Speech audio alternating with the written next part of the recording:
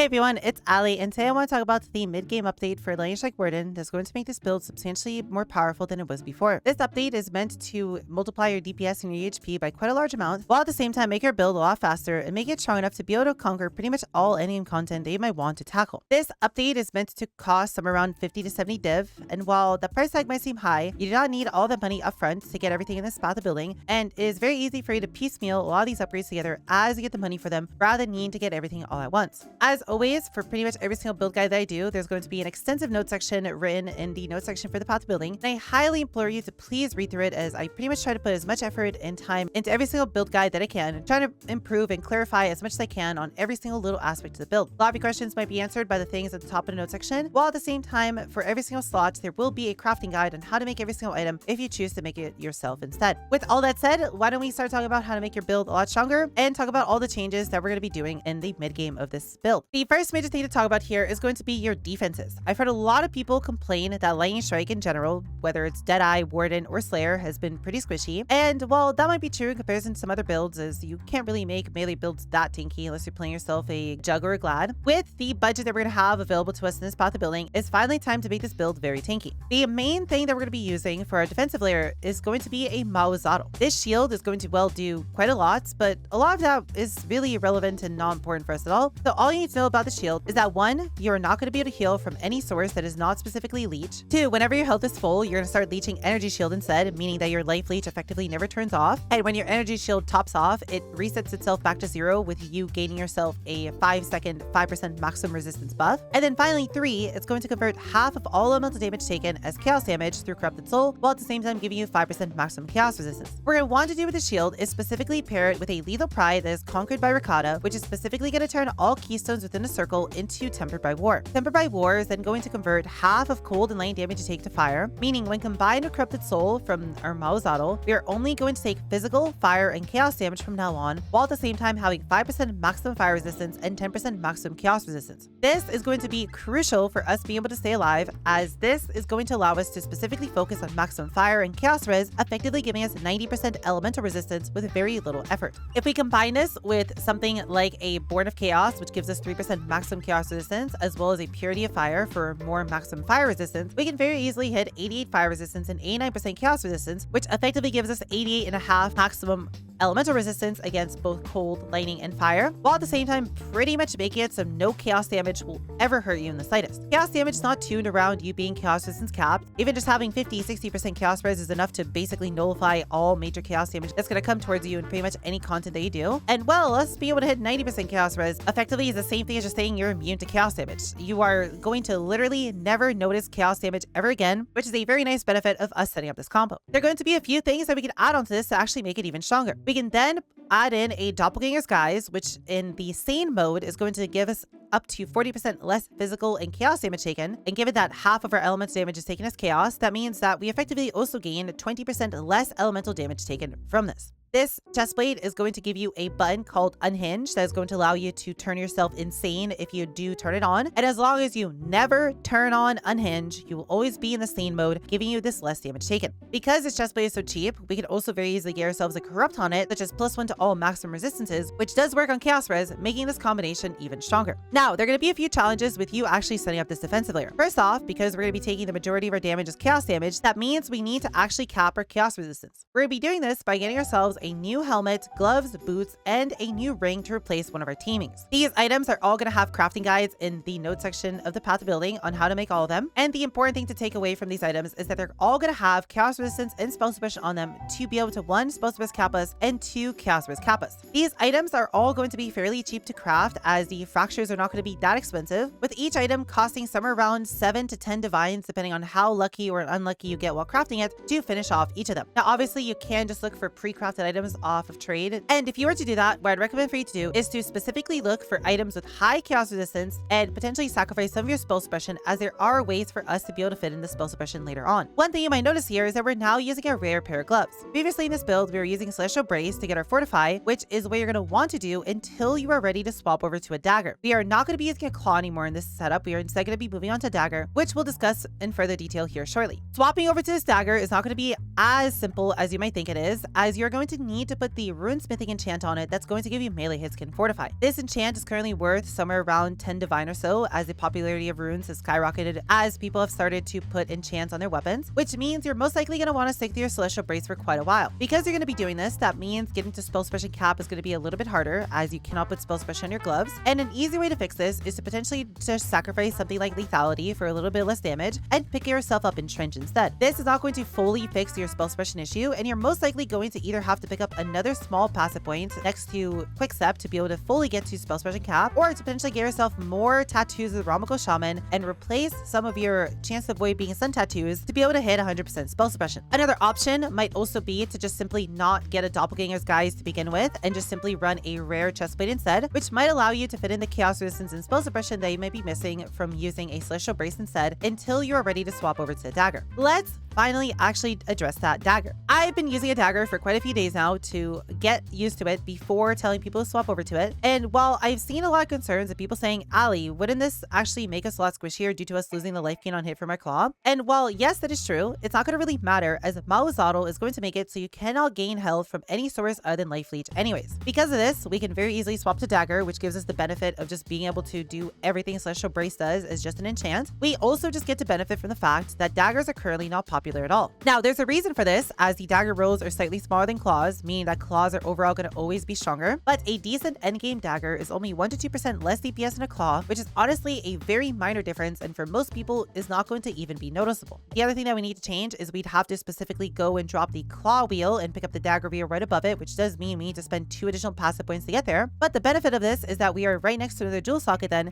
allowing us to pick up another jewel for our build. This dagger is going to be crafted in the same exact way you would craft a claw, with the only downside being that it's going to be a little bit more expensive to finish up the prefixes, as you have to roll against all the spell damage rolls that can be found on daggers. When looking out for a dagger, there will be a link in the notes section for you to be able to find yourself a dagger, but you need to specifically make sure you're looking for a dagger that has 8% critical strike chance and 1.45 or higher APS as its base. There are quite a lot of daggers that fit this description, as we don't care about the physical damage of it, meaning we can use the quote-unquote bad bases that don't have much physical damage on them, as we only need the attack speed and critical strike chance of it, meaning that we have a much bigger market to look through for faction bases, allowing us to get ourselves a base that is substantially cheaper than a claw. With the prefixes costing more on a dagger than they do on a claw, it's still going to overall be cheaper, as instead of paying 20 div for a claw base, you're going to pay yourself maybe 2 or 3 div for a dagger base. And even with you having to spend more on the prefixes, you're still going to overall save a very large amount of money in comparison to crafting a comparable claw. As soon as you can, I'd highly recommend to go to the runesmithing bench in your town and put the melee hits fortify enchant on it as soon as possible. But until you can afford that, I would just recommend for you to put one of the added damage enchants instead, as they're fairly cheap at around 10 to 20 chaos for a medium roll, and they're going to be somewhere around a 3 to 4% DPS increase. While we're talking about you crafting new gear, what I want to go over very quickly is going to be your helmet and how to fit all the auras in this build, along with all the aura changes we're actually going to make. The helmet we're going to want to make for this build is going to be a +2 AoE helmet with mana reservation for the suffix. This helmet is fairly easy to make, as the suffixes are very straightforward, and then the prefixes is simply just going to be veiled chaos orb spamming until you do unveil the +2 AoE. And this +2 AoE is not necessarily important for you to get immediately, but it's going to be something that you're going to want to chase as soon as you can, as the +2 AoE, when combined with a level 21 Purity Fire, is going to push the Purity Fire to level 23, which is going to give it a breakpoint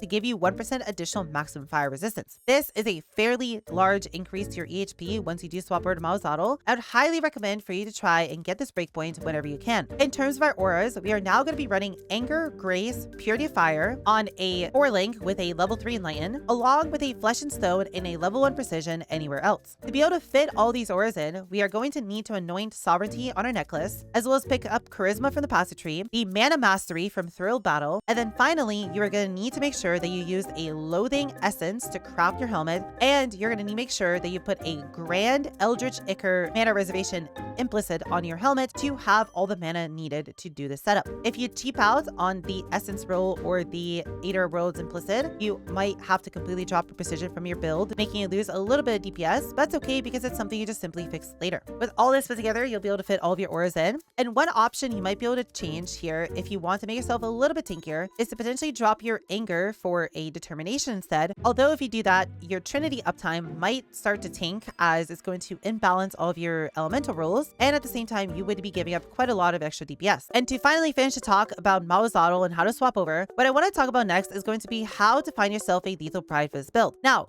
Lethal Pride is a very unique jewel. It has two variables on it that can change. One is going to be the number, which is the seed that determines how the jewel is going to interact with your passive tree. And the second is the name of the conqueror on it. In our case, we specifically need the name to be Ricotta, as that is going to change all keystones within the orange circle of the jewel into specifically Tempered by War, which we need for a case. But at the same time, we can look for a good seed that is going to give us valuable additional benefits to our build on some of the notables in the circle. But at the same time, on the notables, we are going to get some unique mods added on top of them that are unique to the Lethal Pride itself. The major thing that we're going to be looking for on this Lethal Pride is specifically going to be finding one notable within its radius that has Endurance Charge on kill on it. This 5% chance is more than enough to pretty much always give you Endurance Charges while you're clearing your maps. It's going to be a crucial part of our defensive layers that we do not want to skip out on. Because we're picking up so many notables within the circle, it is very easy for us to find one that has this on it. The way we're going to go about finding one is going to be very simple. If you open up Path of Building and have your passive tree open, at the bottom there will be a Find Timeless Jewel button. Here we're going to put Lethal Pride for a jewel type, Ricotta as our conqueror. We're going to specifically choose Wind Dancer as the jewel socket we're going to want to look at, and we're going to click the Filtered Nodes button so it specifically only looks at all the notables that we actually have allocated in our build. It's not going to try to give you results for something like Survivalist or Silent Steps, which we do not have allocated. Finally, all we need to do is specifically click on the Search for Node dropdown. In our case, we're going to choose the Add Endurance Charge on Kill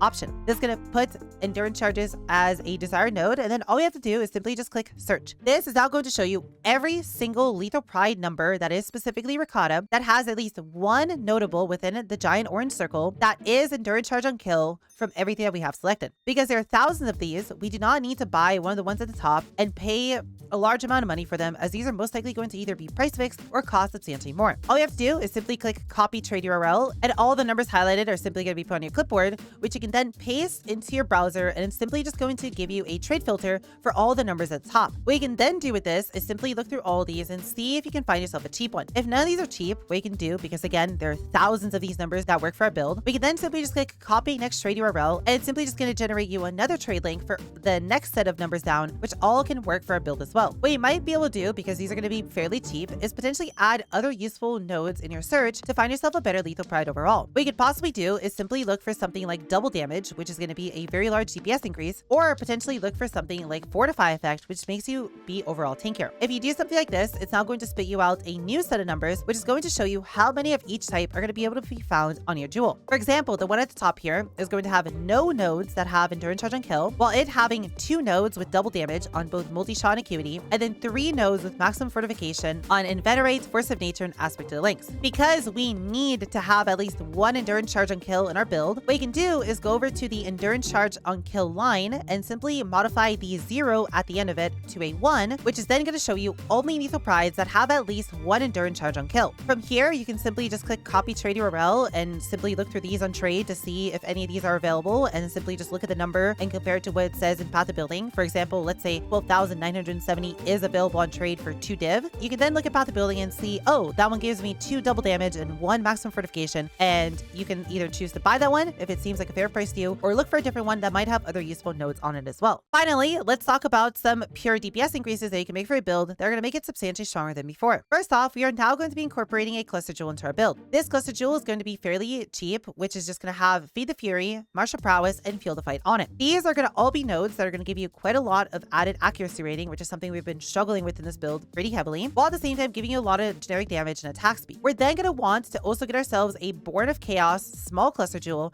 which is going to give us 3% maximum chaos resistance, which is crucial for us to increase our EHP by quite a lot. If you cannot get yourself a large cluster jewel, and if this is not within your budget, but you are playing Mahuxotl, at least pick up the cluster jewel socket and get yourself a small cluster jewel with Born of Chaos at a minimum. We're then going to also be incorporating a massive Thread of Hope into our build. This Thread of Hope is going to allow us to pick up any passive points within this band without them being connected to our passive tree. And well, as you can see, we are picking up quite a lot of nodes within this band, as this just ends up being one of the single best Thread of Hope spots in the game. A massive throw of hope for elemental attack builds just hits so many good notables that not only does it save us a lot of passive points, which we can then use to pick up ourselves a cluster jewel, but gives us a massive amount of both health and EHP at the same time. If you cannot afford a massive thread of hope and you cannot do this, that's completely okay, as we do not need any of these notables for our build to function outside of Quickstep. And what you can simply just do is pick up Herbalism and path all the way over to Quickstep manually, and this should use basically the same amount of points that you were using on your thread of hope instead. This is also going to help you with your spell suppression a little bit more if you were struggling for that. And that plus something like Entrant would allow you to cheap out on some of your spell suppression rolls in your gear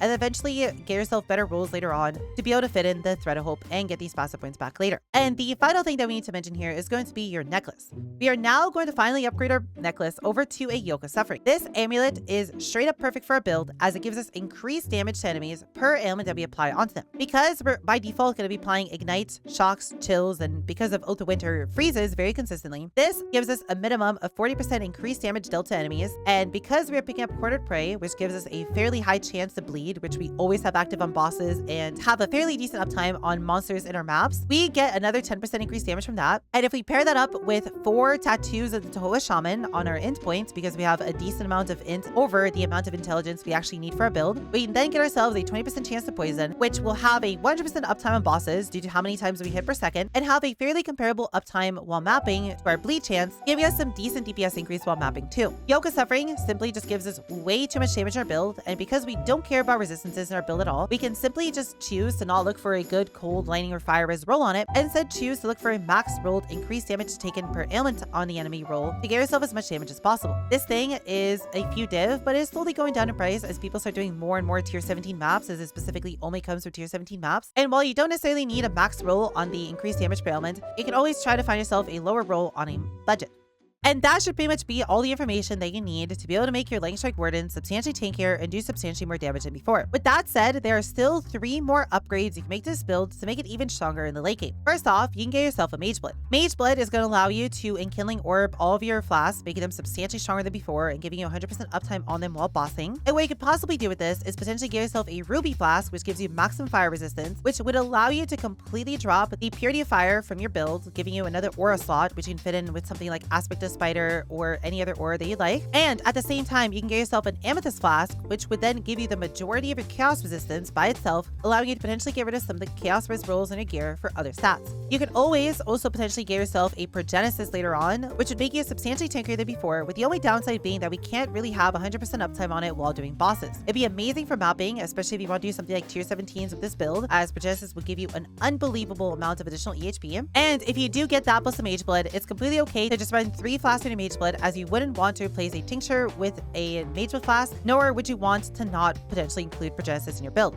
With all that said, that's everything you're going to need to know to make your Lightning Strike Warden as powerful as possible. If you have any further questions, I would implore you to leave a comment in the comments below, and I'd be more than happy to answer you as soon as I can. I also stream on Twitch every single day, so feel free to come by Twitch and ask me any of your questions there. Or if you simply just want to come and join all the cuties and be a part of our community, I'd be more than happy to see you along. With all that said, I hope you enjoy your time on Lightning Strike Warden. I hope you have a lot of fun, and I hope you enjoy doing all the high-end content that you'll be able to do with this setup. And I hope that you have a wonderful rest of your day, and I hope to see you all in the next video.